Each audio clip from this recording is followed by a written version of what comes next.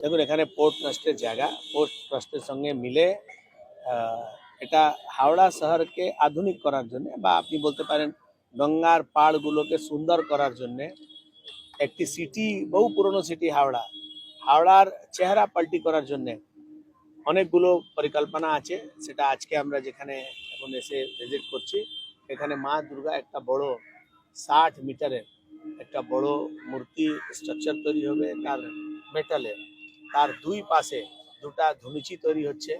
এটা দেখলেই আপনি মানে পুরো এই এলাকার দৃশ্য চেঞ্জ হয়ে যাবে। এটা কিন্তু একটা ফার্স্ট ফেজ। এর সঙ্গে সঙ্গে এইদিকে সেকেন্ড হুগলি ব্রিজ, এইদিকে হাওড়া ব্রিজ পর্যন্ত যেখানে যেখানে স্কোপ আছে সেখানে সেখানে এই বিউটিফিকেশনের কাজ হবে। খুব সুন্দর পরিষ্কার পরিচ্ছন্ন হাওড়া, আর একটা নতুন লুক দেওয়ার জন্য এটা একটা প্ল্যান, সেই প্ল্যানের কাজ শুরু হয়েছে। আজ থেকে এখানে ইঞ্জিনিয়ার চলে এসেছেন, সার্ভে হয়ে গেছে, অ্যাপ্রুভাল হয়ে গেছে, টেন্ডার হয়ে গেছে। ফেজ বাই ফেজ এই কাজগুলো হবে। আগামী দিন এই পোর্ট ট্রাস্টের বহু জমি আপনারা দেখেছেন খালি পড়ে আছে, কেউ দখল করে বসে আছে, কেউ বড় বড় গোডাউন, অন্য লোকের নামে অন্য লোক গোডাউন চালাতো, সেই সমস্ত জায়গায় টেন্ডার হয়েছে। একটা সূচনা আমি একটা পেয়েছি যে একটা এখানে কলকাতা আই, যেভাবে লন্ডন আই ছিল বড় বড় ঝুলা অ্যামিউজমেন্ট পার্কের মতো, এখানে ওটা করার পরিকল্পনা হয়েছে। সেটাও পোর্ট ট্রাস্ট জমি দিয়েছে, তার টার্ম কন্ডিশন আছে যে আপনাকে এই এই কাজ করতে হবে।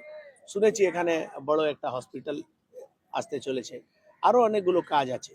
আপনারা দেখেছেন লাস্ট সর্বদানন্দ সোনেওয়াল জি, আমার মাননীয় মন্ত্রী এসেছিলেন, তখন উনি বলে গেছেন রামকৃষ্ণপুর ঘাট আর বাঁধা ঘাট আর কয়েকটি ঘাটের নবীনীকরণ করার জন্য উনি একটা ব্যবস্থা, একটা পরিকল্পনা করে গেছেন। রেলের অনেকগুলো প্রজেক্ট আছে, হাওড়া স্টেশন এক পার্ট থেকে নিয়ে হাওড়া ব্রিজ পর্যন্ত তারাও নতুন বিউটিফিকেশনের প্ল্যান করেছে। সেখানে নতুন নতুন প্রজেক্ট আসছে। আমি এটাই বলতে পারবো যে যে শহরকে বিগত 15 বছরের মধ্যে একটা সময়তে শেফিল্ড বলা যেত, সেই শহরকে কুলি শহর তৈরি করেছিল টিএমসি সরকার। ওই শহরকে আধুনিক শহর, একটা ডেভেলপ শহর তৈরি করার কাজ নিয়েছে ভারতীয় জনতা পার্টির নতুন সরকার। বিকশিত হাওড়া, গ্রিন হাওড়া, ক্লিন হাওড়া হবে। ইঞ্জিনিয়ার এসে গেছে, বালির বস্তা এখানে পড়ে গেছে, কাজ শুরু হয়েছে। আরো আপনি তো এখন তো একটা সরকারের 1 মাস হলো না, একটু ধৈর্য ধরুন, একটু একটু ধৈর্য ধরুন, আপনি সবই দেখতে পাবেন। ফুল স্পিডে হাওড়া মিউনিসিপাল কর্পোরেশন বিভিন্ন যে সমস্যা, সে সমস্যার সমাধান করার জন্য কাজ করতে শুরু করেছে। আমরা নতুন ইঞ্জিনিয়ার নিয়ে এসেছি, এক্সিকিউটিভ ইঞ্জিনিয়ার নিয়ে এসেছি, কন্ট্রোলার অফ ফাইন্যান্স চেঞ্জ করেছি, নতুন এইচএমসি কমিশনার নিয়ে এসেছি, খুব তাড়াতাড়ি জয়েন্ট কমিশনার বা ডেপুটি কমিশনার নিয়ে আসবো। যত ম্যান পাওয়ারের দরকার আমরা প্রয়াস করে এই শহরটাকে, এটা যেহেতু আমি এই দায়িত্ব পেয়েছি, আমার জন্যও আমার সৌভাগ্য আছে যে আমি হাওড়া শহরের লোক, এখানে সারা জীবন 30 বছর রাজনীতি করেছি। আমার সরকার আমার উপরে দায়িত্ব দিয়েছে, আমি শহরি বিকাশ মন্ত্রালয় আমার কাছে আছে, তাহলে আমার শহরের বিকাশ সব থেকে আগে হবে, এটা আমার প্রায়োরিটি থাকবে। আগামী দিন আপনি হাওড়ার একটা নতুন চেহারা দেখতে পাবেন, এটাই আমি আপনাকে আশ্বস্ত করি। এই বিউটিফিকেশনের কাজ গভর্নমেন্টের কাজ আছে, পোর্ট ট্রাস্টের সঙ্গে মিলে আমাদের একটি ডিপার্টমেন্ট আছে, এসি ডিপার্টমেন্ট আছে, সে মিলে এই বিউটিফিকেশনের কাজ করছে। এটা সরকারি কাজ। আরো আমি যে প্রকল্পগুলো বললাম সেটা পোর্ট ট্রাস্টের জায়গা থেকে বড় রেভিনিউ জেনারেট করেছে পোর্ট ট্রাস্ট।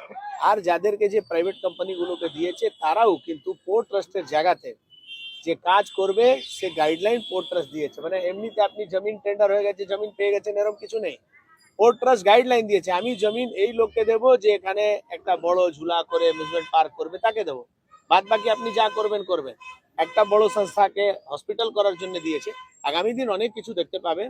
হাওড়া ব্রিজের পাশে একটা পোর্ট ট্রাস্টের জায়গা ছিল, সেখানে মার্কেট মল হওয়ার পরিকল্পনা হয়েছে। আমি আপনাকে এতটুকু বলতে পারি যে ভিত পুজো শুরু হয়ে গেছে, খুব তাড়াতাড়ি আপনি নতুন ইমারত দেখতে পাবেন।